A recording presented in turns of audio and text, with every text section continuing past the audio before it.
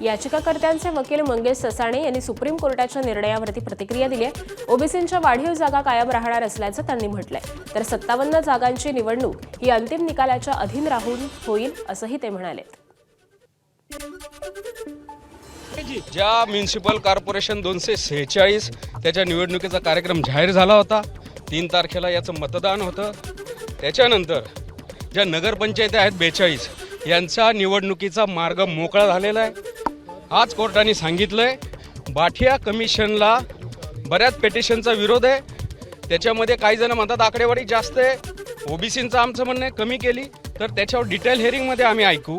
त्यामुळं ओबीसीच्या संदर्भामध्ये आम्हाला नक्कीच दिलासा देणारी गोष्ट आहे। ओबीसीचे आता जे काय वाढीव सीट्स होते ते तसेच कायम राहतील। एबीपी माझा, उघडा डोळे बघा नीट।